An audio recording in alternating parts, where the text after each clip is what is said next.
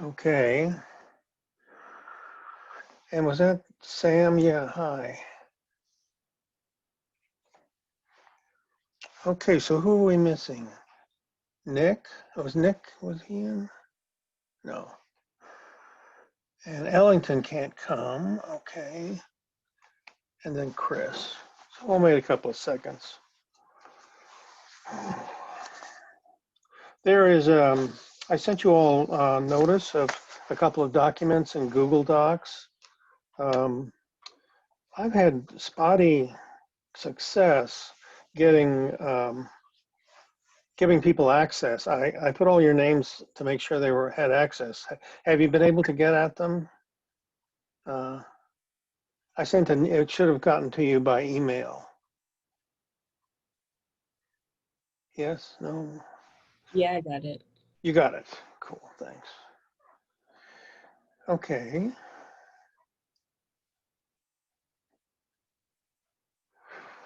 For years, I worked with Project Transition, and which is a completely different program.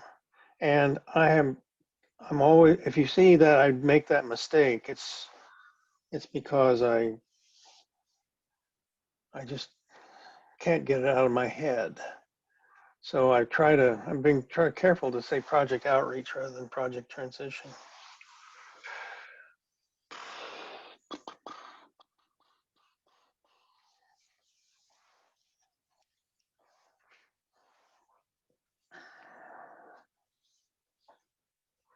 So everyone's very quiet. Is it the fall weather, the cold weather, the leaves coming down?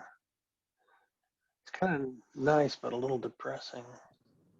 I actually love this weather. It makes me Yeah, happy. yeah, good. Yeah, it's great. It's great to get out in it, but it can sure feels like it's going to turn on a dime, and we're all going to be layered up. Okay. Well, why don't we start? We'll wait another minute. I want to share, to go over these documents with you, and which is going to lead to, I need to open up another one.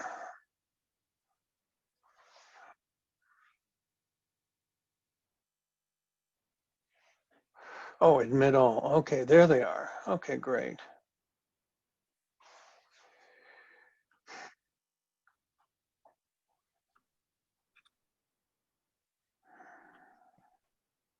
Okay, good. All right, edit in Google Docs.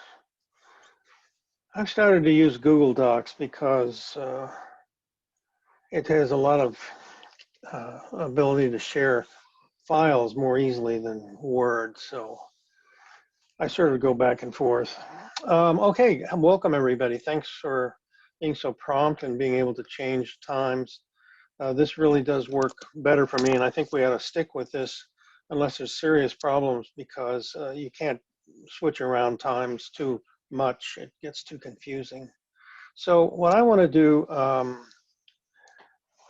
is give you some background on what,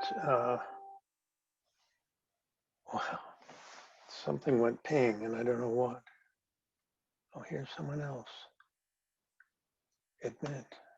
All right, Caitlin is now with us in Visage. Okay, so I wanted to look at that first document. I'm going to share my screen since some of you may not have been able to get access to it,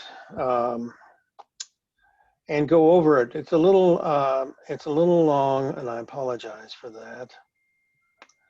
But it has to do with how we're going to organize the project.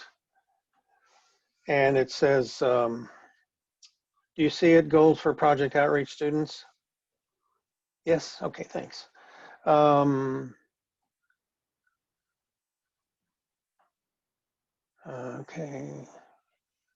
I want to have my screen. There we go. So first of all, I want to give you the real background on this, which was in we were produced for the Ann Arbor City millage for housing. We produced 4 stories from people who live at Avalon Housing. And Avalon was gracious enough to set up computers in their common rooms in 2 locations and have staff available to help the residents tell their stories. We did a training and they told their stories. And then after that was done, we refined the stories by calling them back on the telephone. But these are people who don't have access have I told you this story, by the way? No. Okay. These are people who don't have ready access to computers. Avalon has Wi-Fi in their residence, but these people don't have computers or notebooks. So then we had the stories, we sent the stories to the millage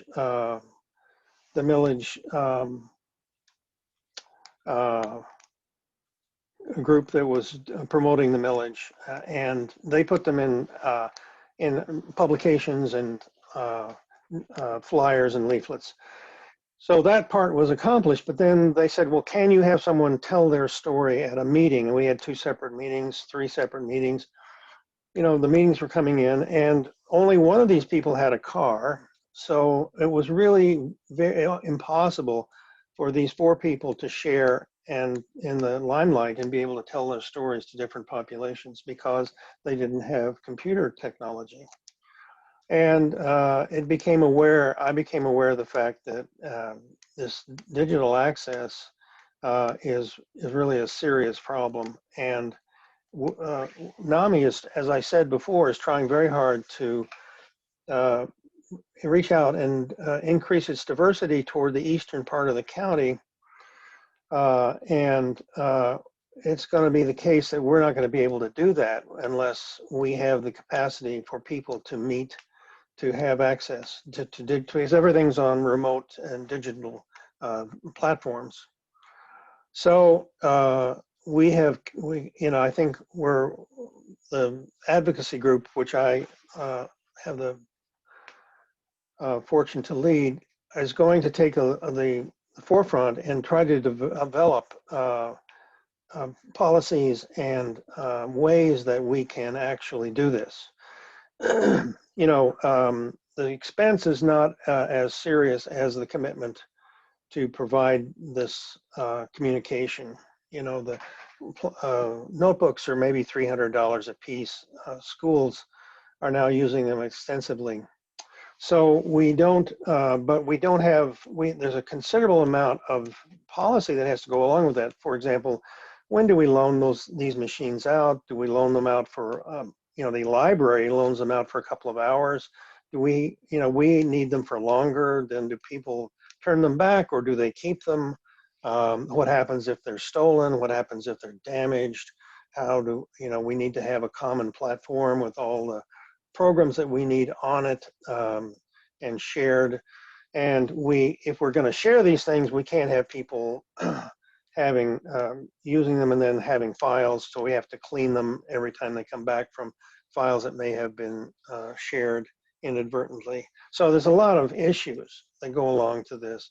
And we're right now in the early days of this, and it doesn't look like this is going to change. It looks like these remote platforms are going to remain into 2021.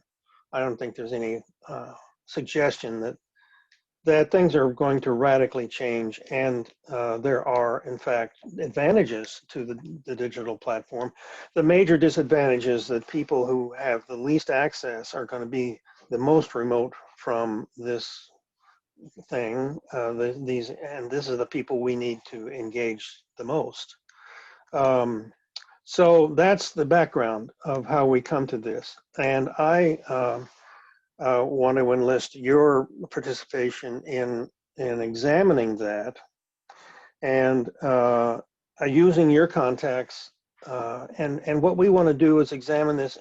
I think in the surveys that came back, you indicated 2 areas that were pretty predominant. Criminal justice and education were the 2 big areas. and almost everybody, that was either one or two. So these are both populations that we deal with our programs, such as education programs and support group programs. And these are the groups that we want to do community education with. So what I propose is that we divide the group into these two groups, depending on your interests. And you can, of course, go dabble and work in both groups if you wish. It's not exclusive, but we'll focus on two populations of people regarding the availability of digital technology. That'll be children and parents in schools, and ex-prisoners, which I think people have rightly suggested we call formerly incarcerated. It's a little less striking than ex-prisoners. So, but that's those two populations. And both of those are going to be very different, both in age and in resources. People, and both of them are critical to our work in mental health education. So that's the background. So let me start and read this through. And what I think is that you will have, being of a certain age, will have access to children and families in schools very easily. You probably still know people in school. You probably still know teachers and administrators in schools that you've dealt with. And we can also set up ways of interacting with prisoners, and we'll do that, ex-prisoners, formerly incarcerated people, in focus groups. And you can do this remotely. So this is, I think it's feasible for us to do this. And so let me go through a few of the introduction remarks. And I'm going to, in the document, there's an area that has yellow highlighted down at the bottom. And the first thing is the first is a kind of description of stereotypes and some of the issues around grassroots advocacy that we need to deal with. I want your feedback on that as psychology students and social psychology students about your experience with this, and have you do a critique of that. And then we're also going to talk about the meaning of remote access and and so just be kind of preparing yourself to have some contributions there. So the first paragraph really says what we said about COVID. The COVID is exposed to structural inequalities, and it's dictating this new activity of remote participation. This has long-term economic and social effects. And some of these solutions, like remote technology, are becoming permanent.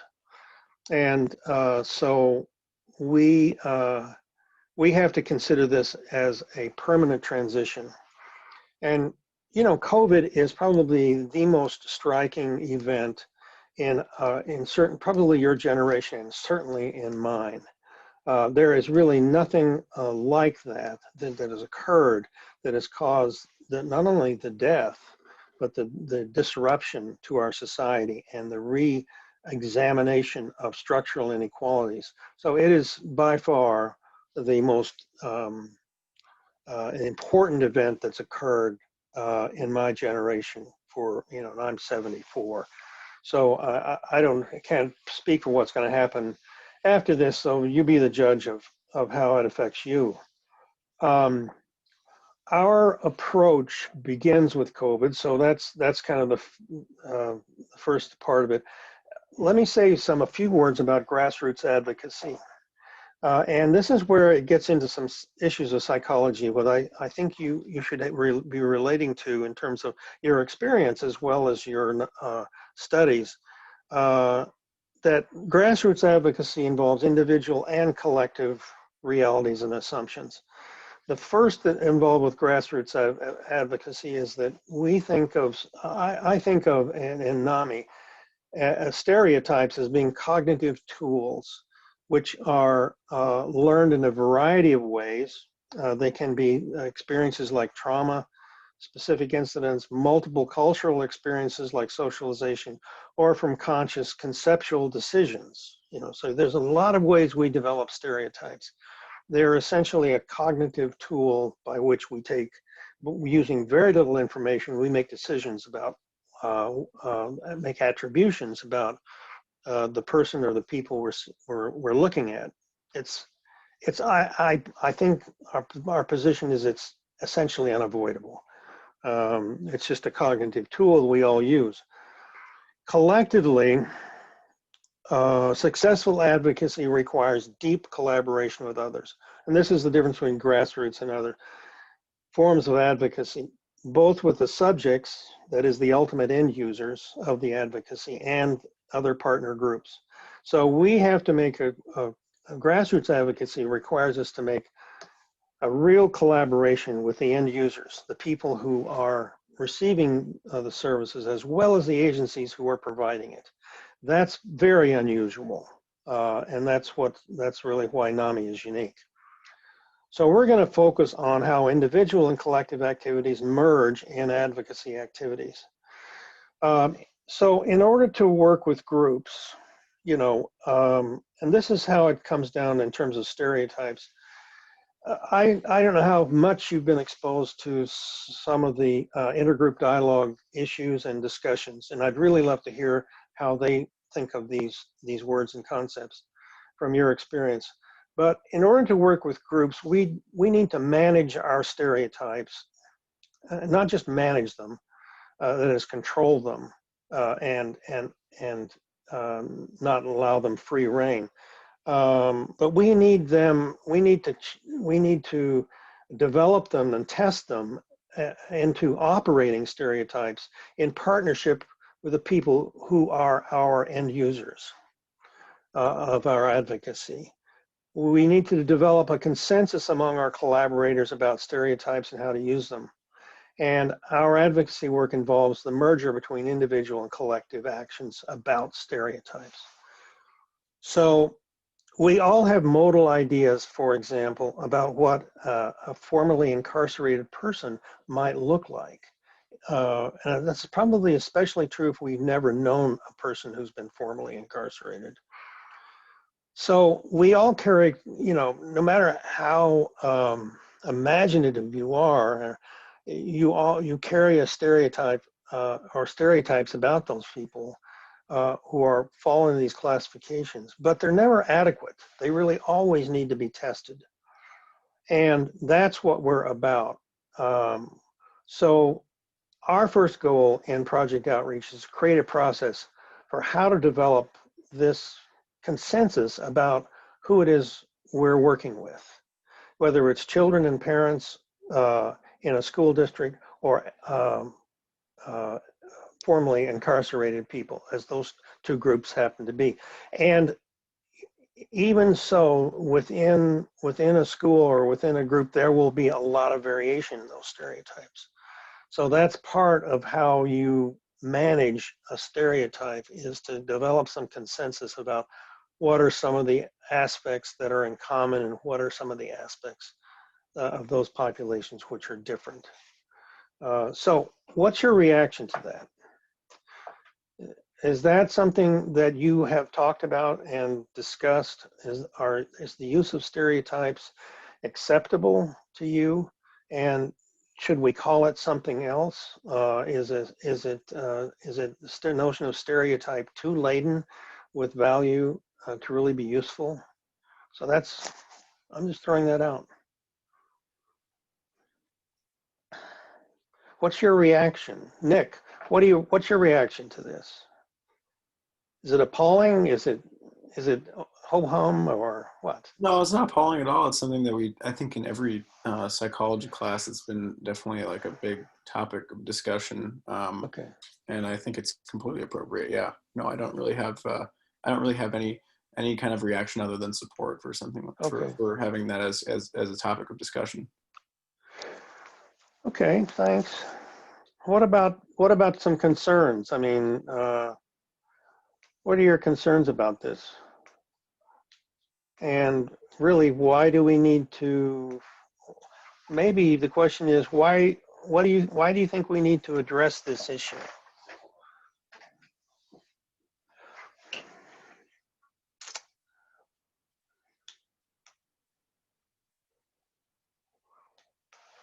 Lauren, can I get your opinion? Sure. I think stereotypes are something that obviously we all have. Sometimes I do think the word is a little too loose because some stereotypes can be rather harmful and violent, and others can be taken as, it's not a joke, any of them, but some people see it as a joke sometimes. Mm-hmm. So I think, like, all in all, the word stereotype hopefully in the future will change, but for now, as a word, it works. And then we just have to be cognizant of it because, I mean, we talk about this every psych class, every single one, every Oh, social okay. class. We always discuss, well, at least the ones I've taken. I don't speak for Okay. all, but we always talk about stereotypes. That's very So, helpful. yeah. What you and Nick are saying is that this is not new ground for you. Okay. What about other people? I mean, is there a better word than for stereotype? Should we change this? It is a bit, it's a bit hard and harsh. Is there a better word or a phrase?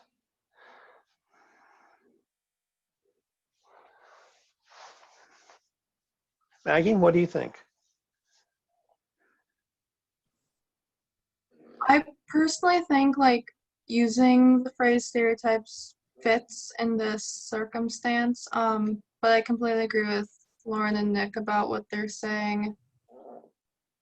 But again, I also don't have as much psych like class experience, so I'm not as well versed in this topic. Okay. I'm a poli-sci major, so I'm not as familiar, but I agree with what's been said so far. Yeah. Okay.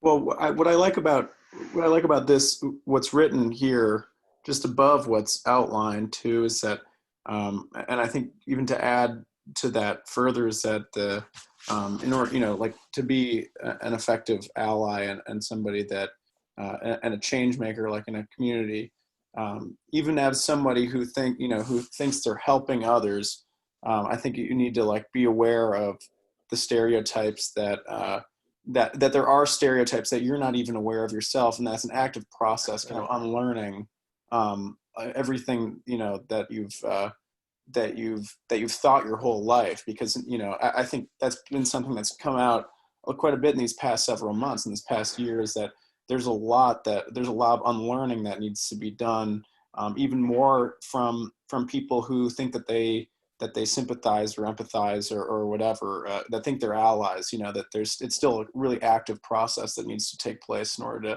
to really understand stereotypes and how like harmful they can be, and how that affects how you help others, even the ones that you don't really recognize or understand yourself. Mm-hmm. Yeah, that's great. That's great. Thank you. Anybody else? Sam, were you going to say something? I saw your thing lit up for a second. I was, yeah. I was sorry. I went to refill my coffee and then I spilled oat milk all over the kitchen. What I was going to say was that I do think that this is a really valuable thing to be talking about, especially as you're kind of going to kind of start with advocacy work. This is certainly my first time with this, but it's one of those things where I think stereotypes. That specific term is very important, and it is something that we've learned in psychology class. But as Nick was saying, it's also really important to be thinking about like generalizations, your own kind of like mental schemas, and kind of being able to reflect on where you're coming from, and kind of like how that relates to people who have been disempowered in some way, and how you need to figure out how to relate to people, how you need to act appropriately. Yeah, I want to thank you. I appreciate that. But I think also stereotypes are very malleable. And there's those stereotypes that are built from socialization that come from your deep childhood. And there was nobody even sat down and told you this is how you should think, but you see that how people think of this, think of people and other people in groups. You see it operationalized and you pick it up.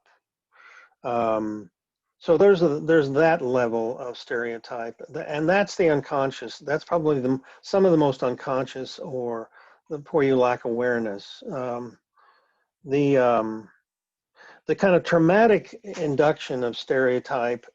People have stereotypes from being traumatized, and I want you to say I'm not an expert on this, so anyone who knows any more than me is welcome to speak up. But it seems to me that I've seen many people have stereotypes based on traumas, and those tend to be unconscious as well sometimes. And sometimes you make conscious decisions about how to relate to certain types of people, and those you are become aware of. But what strikes me about it is that these things are really malleable, that they change over time, they change with different groups. And there's that what we really are about is being conscious of the stereotypes we have and then testing those assumptions out with the specific populations we deal with. And so that's how it comes to here to us, is that we really need to have that kind of awareness. And I don't suppose it does very much good, except what we can do is talk about the skills ways of testing those things and doing specifically non-judgmental interviewing.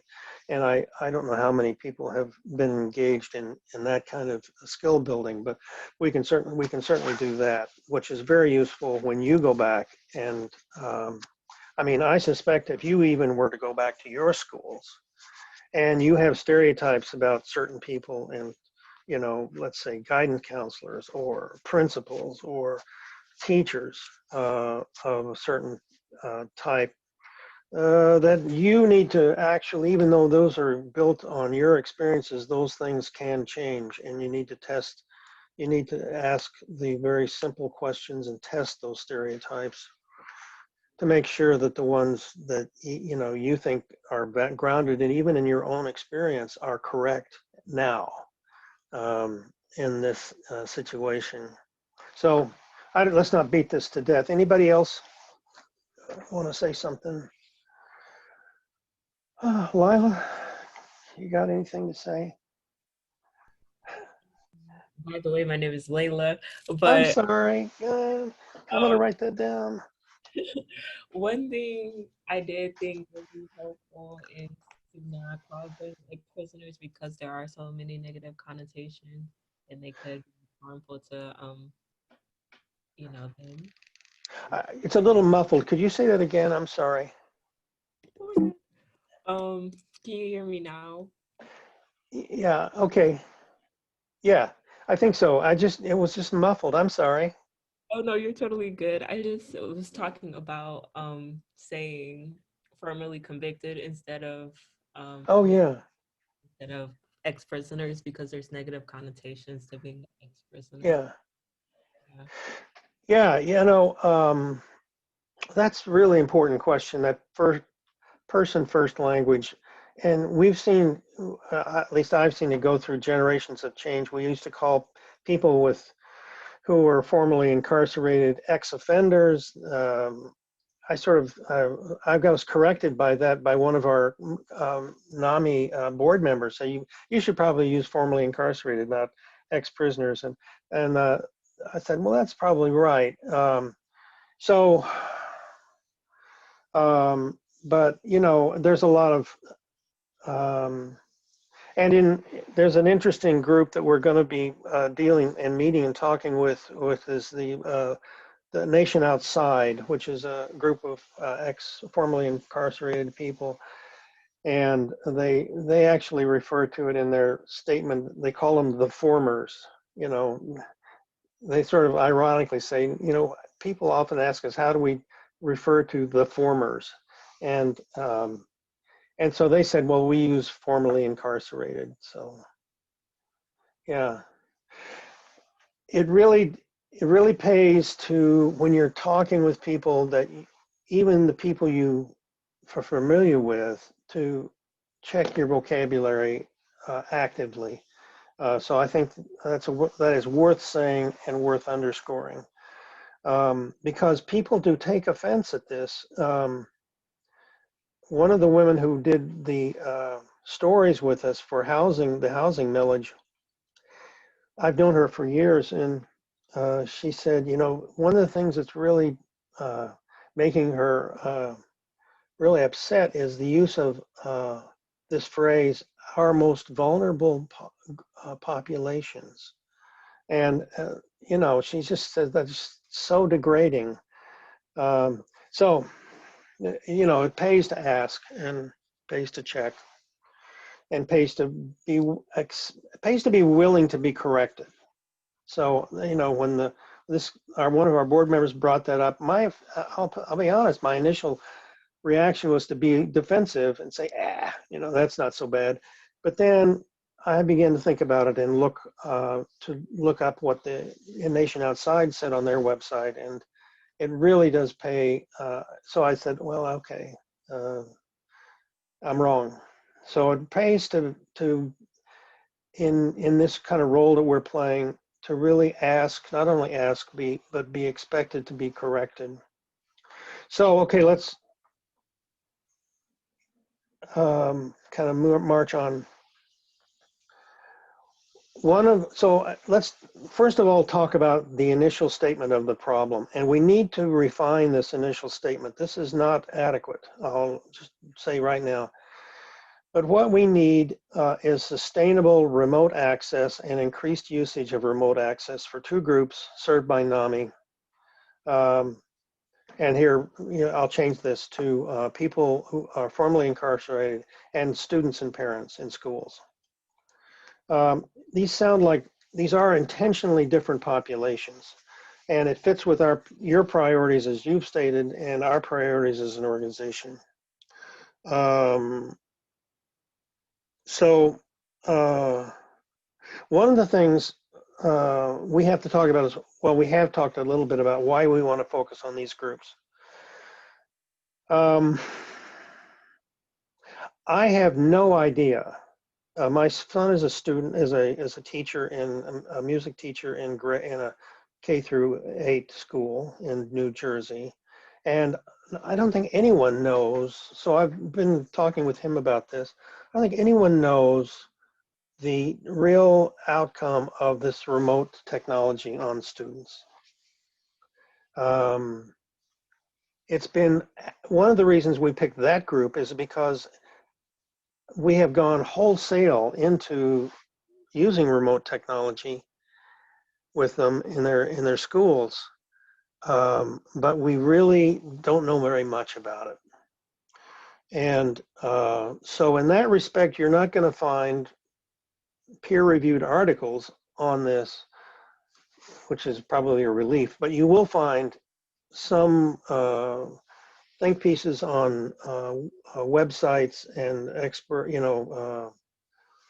think tanks and other kinds of organizations which deal with this issue and raise these issues. And so we really have to understand not just is it working, but how is it working and where is it not working. And that's why I think we need to talk to students, parents, and teachers about their perceptions of that. And we have to not rely on any one group because they'll all have different perceptions, and they'll all have some different understanding of how it works or doesn't work. So they've been inundated with these devices. So now we have a group of people it's like if you were to look for a population, where you could get some interesting information, it's everywhere. The reason for prisoners, the formerly incarcerated people, is that they probably, if they've spent any time in prison, they will have been denied any access to remote technology. So there is a group of people that will, unlike students and parents may have had some access before, these folks will absolutely not have had any access except through some prison databases and libraries, but they're very constrained. So you couldn't find two groups of people who are coming from such different places. And so that's, and then that's my kind of sense of why this is such a rich, why these groups of people are so rich in information. The second reason is what are we meaning by remote access? And I think we need, so I leave it to you to talk about for a second about what is it, what do we mean by remote access, and what is it we're trying to accomplish in schools and with prisoners as two groups, specific groups of people. And what are the kinds of things we want to ask them? So let's start with the easier one, which would be schools. Let's just kind of do some association about what you think will be some of the questions and issues maybe you have from your own experience as students. Well, what would you want to know from another group of people who are younger, maybe not as committed to education as you are? Because obviously you're committed, you're here, you know, you've made a conscious decision, put out a lot of work to get here. Now you're here. We're talking about people very different who may not have made that decision and, or, you know, so are different. So what do you think are some of the questions? Things we need to know. Who hasn't spoken? I guess Mackenzie, you got any? I'm kind of confused on what you're asking. Like, I was like trying to take in everything you were saying. Okay. So are you asking like just general questions about remote access? Like what do you mean by, I guess I'm just kind of confused on what you're looking for. Well, actually, I think that's a perfect question. That is actually the question we're grappling with is, we know we have a machine in front of us. I mean, we all have this remote access right now. So it's not just the machinery, it's not just the program, it's not just the knowing how to push the button to get you to where you want to go. It's something deeper about what is it about remote access that what ends it's serving, what purpose is it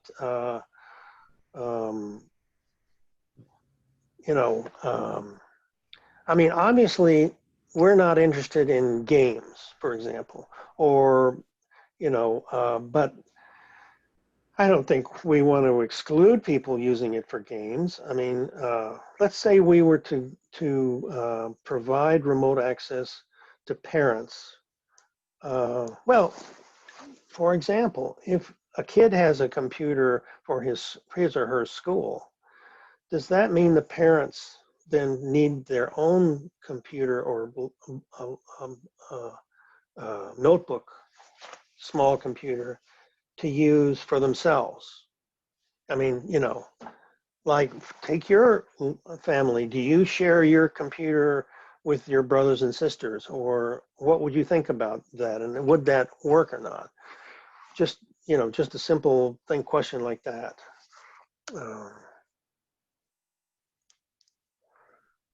Yeah, I think that's actually a really excellent point I haven't thought about, because I know like a lot of high schools are doing remote learning this semester.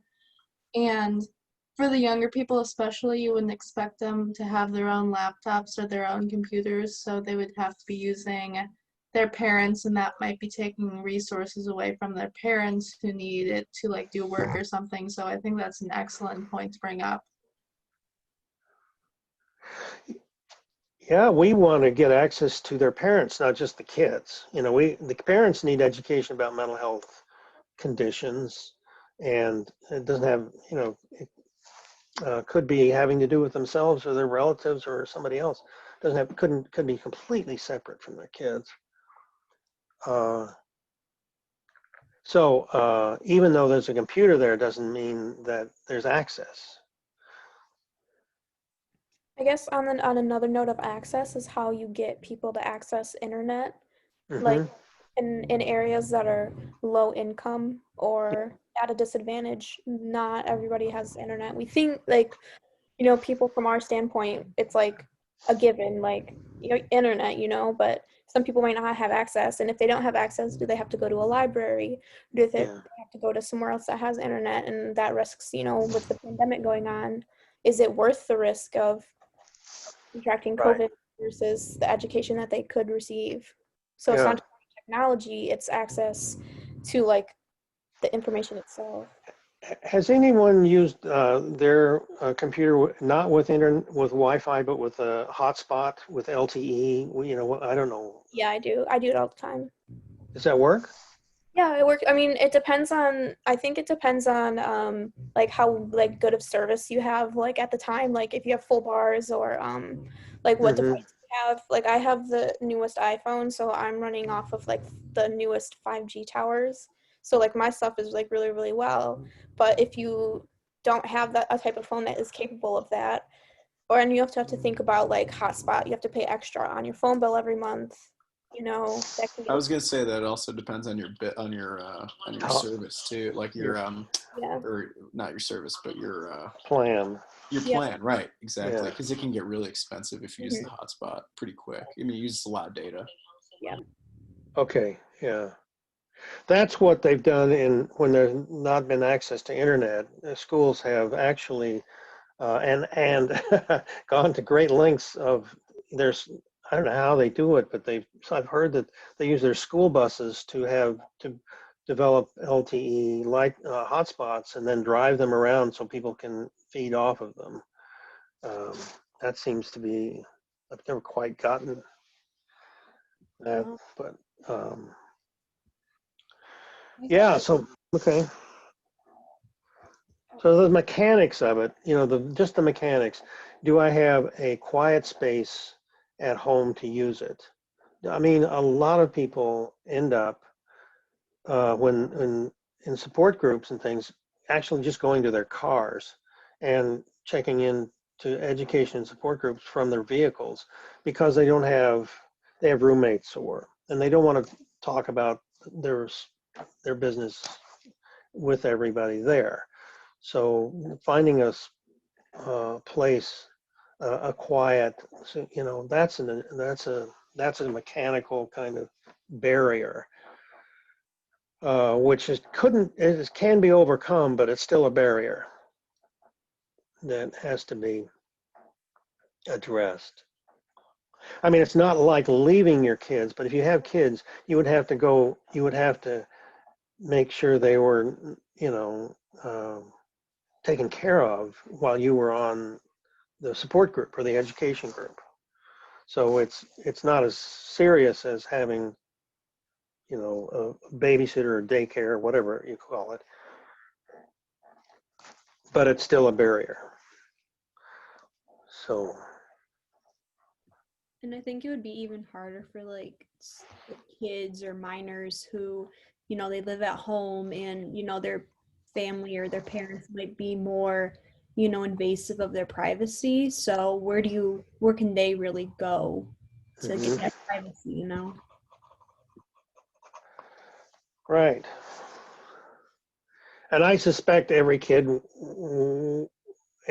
student, shouldn't say kid, every person with a smartphone faces that when they want to play a game by themselves or check into some kind of goofy thing they don't want everybody knowing about.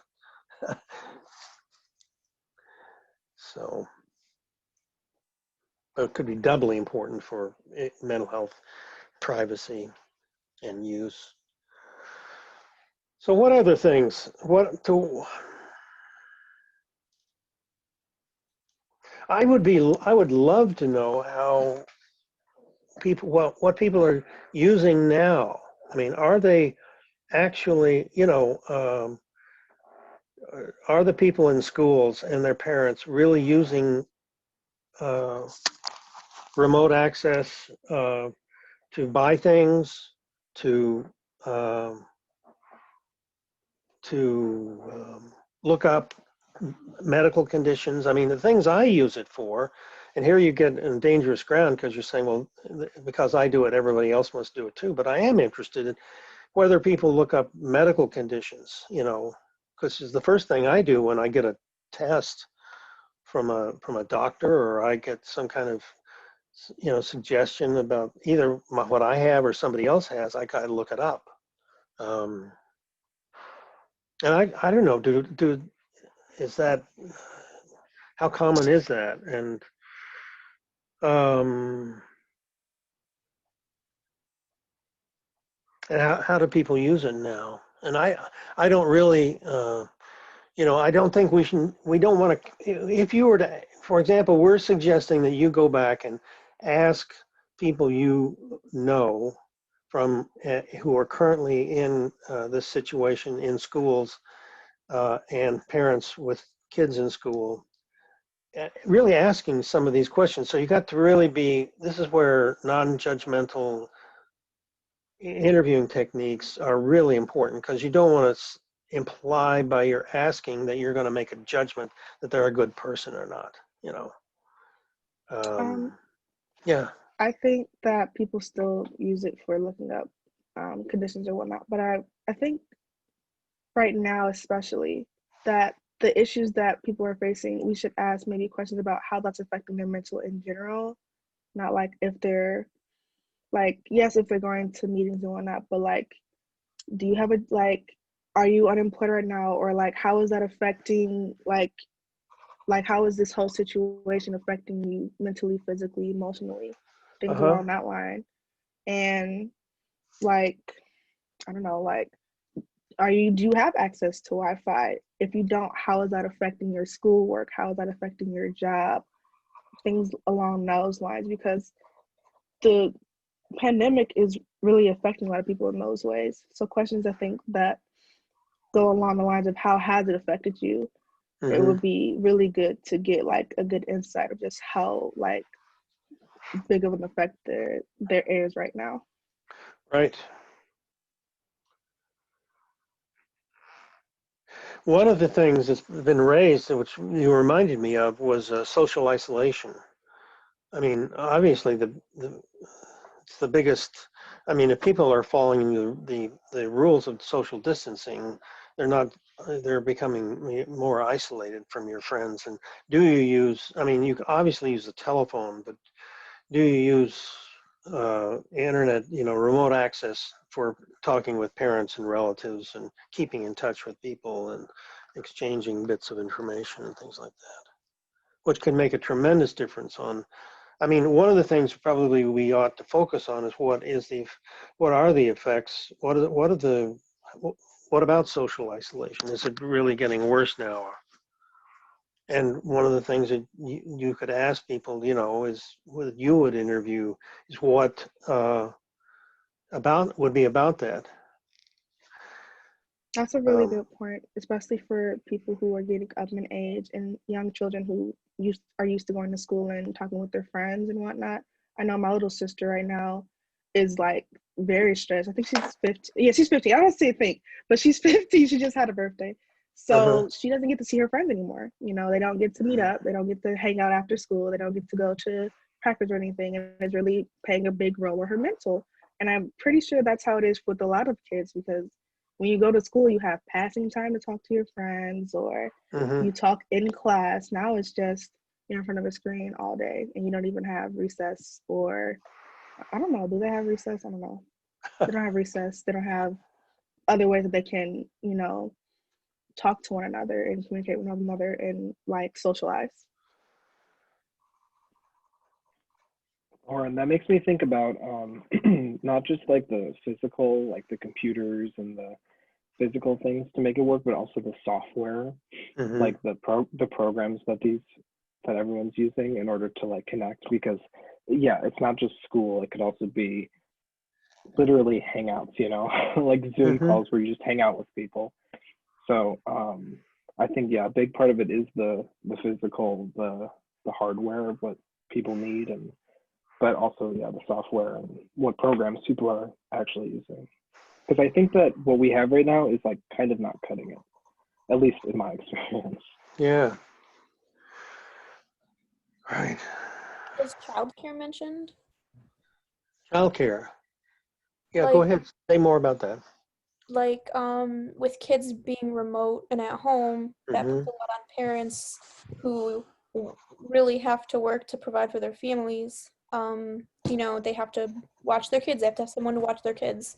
So that means they have to either pay for childcare, Right. which is like in a sense a loss of their wages, or they have to stay home with their kid, which is also a loss of wages. Like personally, my family, my mom has like there's 8 kids, but she has six still in school, Mm. and so like it's like balancing her working as a single mom with 6 kids at home between ages of 7 and 17. So I Right. think that's like a big thing too. Right.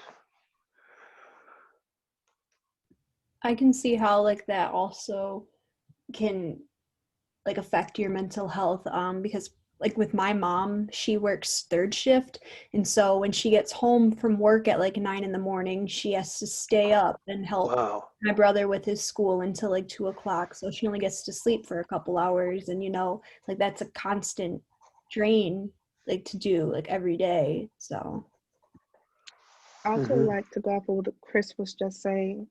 What happens when like the program just doesn't work and you're trying to do classwork and you don't have access to that, or the program itself is literally just not working. My sister all the time talks about how she's trying to get access to a Google Mhm. Doc or something on Canvas and it won't work for her, and she's getting like marked down in class, and it's not her fault. She can't get to it, but Mhm. I feel like sometimes people just are out of touch with the fact that it's technology and it's not going to be perfect. It's literally never going to be perfect. And it's different for every single household, and how that affects the students themselves. You don't want to have stressed students in your class, but they're all stressed. Mhm.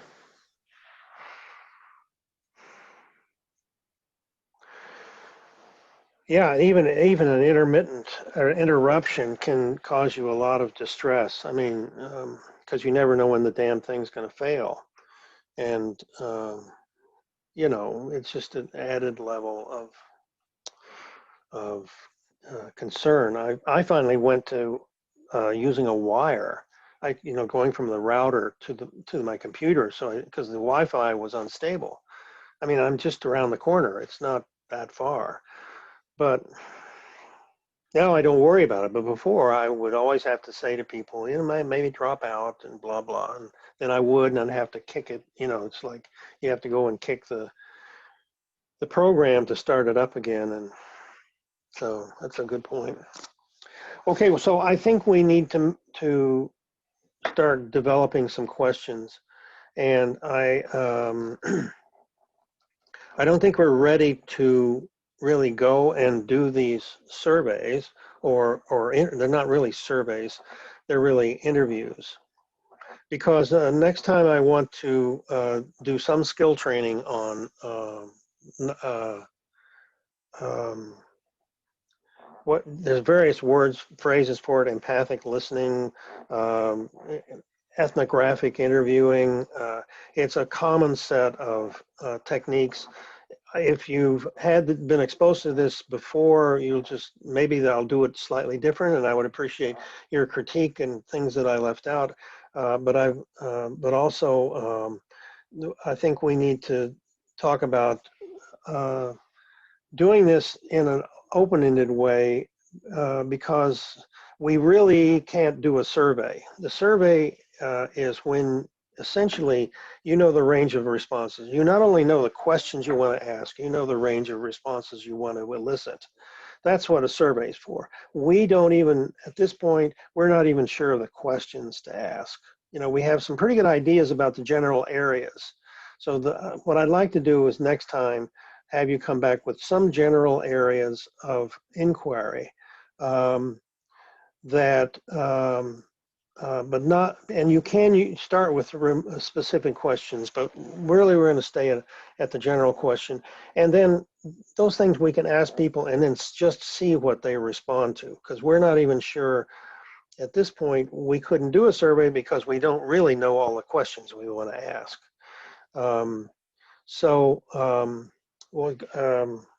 A good description of an ethnographic interview is not only not know the questions you ask, you sometimes ask the person you're interviewing what you should be asking.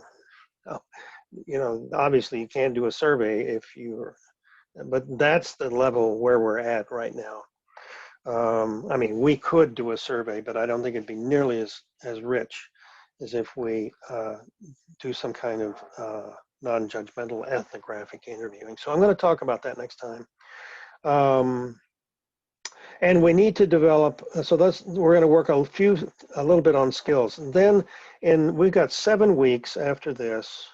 And what I want to do is have this project carry over into the next term. So we don't have to get the damn thing completely wrapped up by December, but we'll have made some progress. And what I want to do is share with you a form that I've used, a log form, which is, do you see that now? Exploration for a log for project outreach. Okay. Do you see that? Yeah, good. I'm still sharing my screen. It's essentially just, here's my experience with internet searches. You enter a series of keywords and all of a sudden, you get a popped up thing and you start exploring and you follow one area after another, and pretty soon you're so deep down the rabbit hole you can't really figure out where you were when you started, and some of it's hard to find and re-document what you've found. So this log form is a way to try to address that. So, I really want you to do this as you do internet searches, and be conscious of the problem and the topic that you're exploring. So write that down, describe it and how it has changed. So this could be a cumulative document. You could say, I'm interested in internet and remote usage for parents of children in school. And then that could change. So then you could just add on how it changed, but sort of describes your pathway. Obviously, I would be interested in how you're interested in this topic and how that interest has changed. So that's a kind of curiosity point for me. But then for each search result, you have a full citation and what you found useful and why. And that way it allows somebody to go back and reconstruct what you found. If you don't do this, then it just becomes, I'm sure you've all experienced how it's smushed together things become, and you can't really track it. So I really want you to use this log form. It's very simple. So just record the full citation, like the URL, just pop it in to this, and for each search result you pop in the URL and something you found useful, and perhaps you found nothing, and you can say nothing, but at least it indicates where where you've gone and what you found interesting. Is that I see where I'm going on this?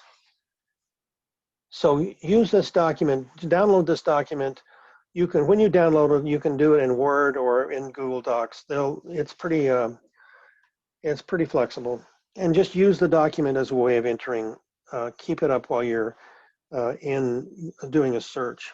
And then I'd like you to come back next week and let's talk about the kind of searching you've done on the topic that you're interested in. And you know, the kind of keywords would be, I mean, pretty straightforward is, um,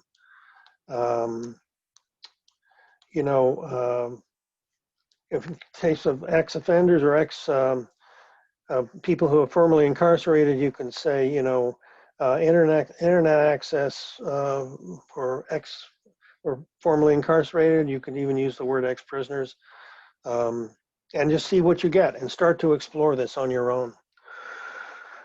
And then, if you can, come back, drop this into the Dropbox, and then I'll have a look at it and we can talk about it at our next meeting.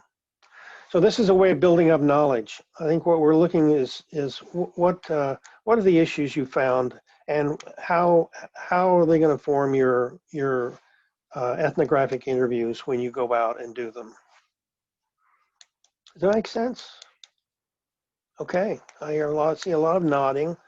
So we're at our stopping point. So I really appreciate your attention, and thanks for coming, and see you next week. You want to stick around? I'll be around for a little bit afterwards. We can chat about anything. So just to clarify, because they want to aim to get like 3 hours by next week. So just completing these searches by next week, and we'll go from there. Yes, Okay. and record your searches using this log form. You know, and just make it work. You see the point of it. Just, you know, I really want to see. I want some idea where you, not only where you're going with it, but I probably should have put the search words in there, but also well, where you're going, what you've looked at, what you think is useful or not useful.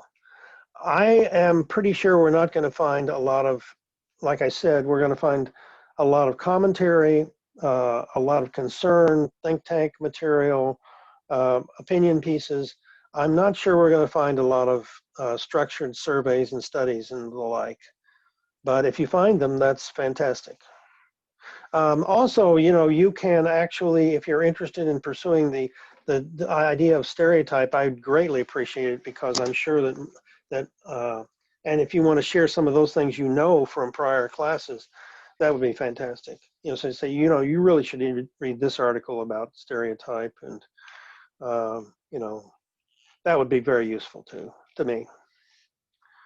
So, because that's, you know, okay, Layla? So these, like doing these searches, what comments are 3 hours, Caitlin? Yes, yes. And then I'm going to bring in, go ahead, sorry. Like how many would be like a good amount to depend? I really don't, sort of depends on how, you know, if you find something really great and you spend 2 hours reading an article or opinion piece, and you have comments on it and stuff, then you spent your time, a lot of your time on one thing. So it really depends on what you find. I think as long as it just like reflects that you actually put in the work, you know, and you were reflective over it. Yeah. So it's not the number, it's the quality. And you can, you know, there's certainly nothing wrong with having gone through a lot of searches and not found anything. I mean, that's useful information, because that suggests that there's, you know, there's maybe nothing out there. And then we're kind of really on our own.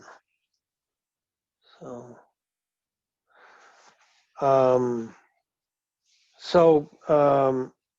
they also, I'm gonna invite some people from the criminal justice system to talk about this, because they're struggling with this as well. So it's not just, you know, there are agencies that are struggling with this, not just people. There's groups of people and organizations. So I'm going to see, that may be something we talk, if I can get somebody next time, I'll rope them in and have them, maybe a panel of people. So that's what I'm working on here. So at some point, you're going to, in the last 2 or 3 weeks, you're going to go off on your own and actually do some interviews. It certainly doesn't hurt to talk to people that you know about this and find out what people are doing. But we're going to actually try to do some,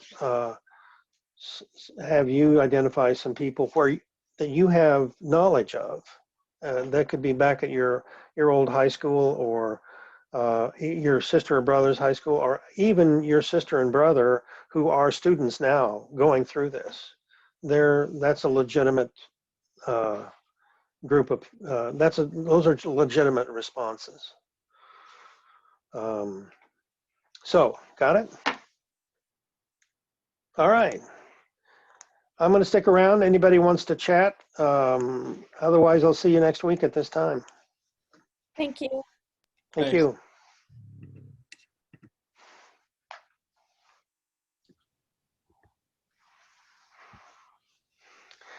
Caitlin, is this okay with you? Does it make sense? Yeah. Okay. Hey, Chris. Hey, I have a question. Of course. So I don't know why. I guess that well, this is all so new to me, but I don't know. My intuition would tell me that, like, before we even start to look up all of this stuff, we should just have like some open-ended conversations with people, like educators, because like we spend a lot of time talking about maybe what the problems are. I feel like, I don't know, the person that's like really just ready to Yeah. to answer those questions wants to just go in and ask them. Yeah. And I don't know. I mean, I guess so. For this assignment or this project, this log, would it work if I called like principals or educators or Sure. people that would have like really, I don't know, close knowledge Yeah, of what's going on? I do want to do the skill training to, but I don't see any reason why. I mean, I don't think, if you have access to people, I don't see why that makes a lot of sense to me. I think it's one thing for you to offer. It's another thing for me to assign it to people who aren't comfortable doing it. Obviously, you're comfortable doing it, so. So yeah, go ahead. And so I do think it's useful to then, do the skill training. So I don't, I agree. yeah. And I think that could be very useful. You're going to be, but yeah, so I think absolutely that's a good source of information. Cool. Okay. Yeah, I was just wondering. Yeah. Do you know people? I mean, you know a principal or a vice principal or somebody? I could call my old principal. Sure. But yeah, I don't know. I kind of feel like the closest in my experience of like watching news and watching just like being online and seeing the way things have been going, I feel like the people that are going to be most knowledgeable about, well, I'm more interested in the student education side. But I feel like the people that are going to know the most are the teachers, the ones doing the online learning. Yeah. Which would be I think a great resource to reach out to. Yeah. Yeah. I think they will know a lot, and there'll be a nexus for a lot of information, but they true to our perspective, they're just going to be of that perspective of that really a lot of information is still going to be held by the end user, the kid, and the parent. Yeah. And so I don't. I think those are the people that agencies, schools, organizations tend to rely very heavily on their workers and their staff, almost to the exclusion of the end user. And believe me, every meeting that I go to, somebody will say, "Why don't we ask, the client or the student, or let's?" And those are the people whose perspectives are typically neglected. So but they're absolutely each group has its own viewpoint. So. I just think it'd be a great place to jump off from. Oh, absolutely. And they're going to be accessible. They will have a lot of information and it'll be very efficient to get it. It's hard work getting the information from students and teachers. I mean, parents. You know, and if, for example, unless it was your own family where you could explain them, in order to get information from a student or a parent, you really have to explain to them why you're doing it and under what conditions you'll share this information with other people. Yeah. With a teacher, they're gonna be careful about confidentiality and talking to people and things like that. So Yeah, I'm actually really, I think that I'll be much more useful on the education side, but the formerly incarcerated group there's like a lot of ethical things going on because I think about how we learn about research and how prisoners are a protected class, and I don't know, it's very daunting. Yeah. Well, we would definitely have, and we do with our storytelling, we have a very extensive consent agreement. The real issue is this is not research. So it's not covered, even though it's not covered by the rules of the Institutional Review Board at Michigan, it is still worth being very careful about. So I totally agree with you, and we will we'll go over that, and we can do what we need to do in groups, in focus groups, which are essentially group interviews. So we don't have to, but it is important to make people understand that the conditions under which you're going to use it and share it, and warn them not to say anything that, you know, that we're essentially, we're not really mandated reporters, but we're required to report something if it's against the law or threatening. You know, you just want to say those things because you want to remind people that there are rules and boundaries here. But yeah, I think talking to teachers and principals is a lot less risky. So. All right. Well, I think that's it for right now. Thank you. Okay, cool. I'll see you next week. Okay, Chris, thank you. All right. Bye-bye. Bye. Thanks for raising those issues. Yeah, of course. Thank you. Okay, so yeah, we'll cover the consent thing when we get to that point. So, because we're very careful about that, you know, with mental health conditions. So, and you know, we'll recruit the people, the formerly incarcerated people who are, you know, will be knowledgeable but not vulnerable. So, okay, thanks, Caitlin. You okay? This look okay to you? Yeah, yep. Okay. I think it was really helpful to get some structure and really push forward. I think this is a good route to make. And did the log seem okay to you? It's fairly straightforward. Yeah. Yeah. Okay. Okay. All right. Thank you. Thanks a lot. Talk to you later. Bye-bye. Bye.